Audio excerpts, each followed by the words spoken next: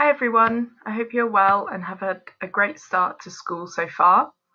We've got the Macmillan Cancer Support Bake Sale coming up on Friday the 25th of September, and at John Wilmot School we are supporting this coffee morning and want to get you involved to support a great cause and also get involved in a house competition.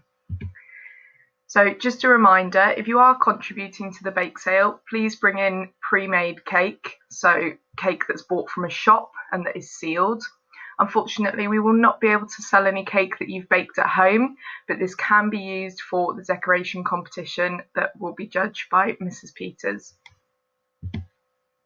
So what I'd like to do this morning is just share my own sponge cake recipe.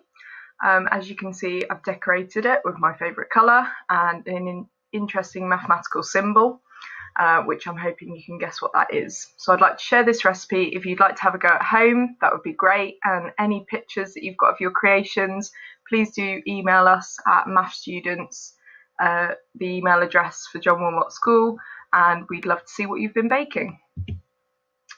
So here's a list of ingredients for you.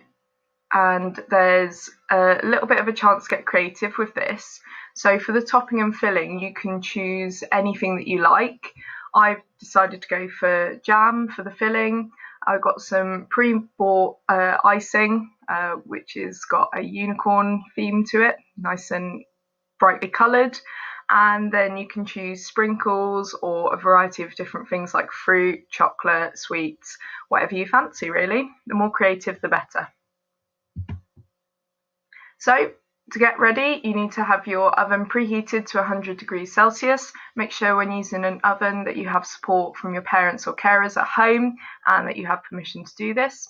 And then you need to grease 2 small circular tins with a little bit of butter or margarine and some greaseproof paper so that your cakes don't stick to the tin.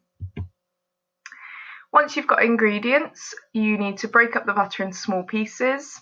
So if you try and leave this out of the fridge a little bit before, then it will be softer and easier to mix together. You need to cream together the caster sugar and butter, so that just means giving it a really good mix, make sure that it's all combined. Then you need to add your eggs, flour and baking powder and make sure this is mixed in really well.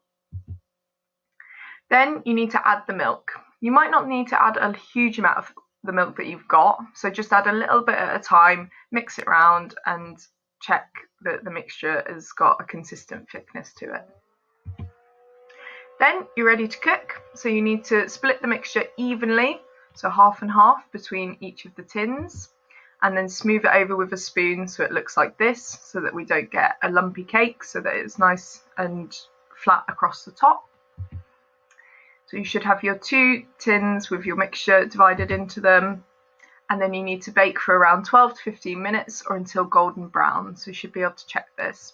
Please be really careful putting things and taking things out of the oven, and again you might need to ask for some help on this, but make sure you're using oven gloves so you don't hurt yourself. Again, be careful removing the tins from the oven and make sure that you leave them to cool before removing the cake from the tin, and then you can transfer it to a cooling rack for a little while. After about an hour, it's time to decorate your cake. So you need to choose your filling and you need to spread it evenly across each side of the cake.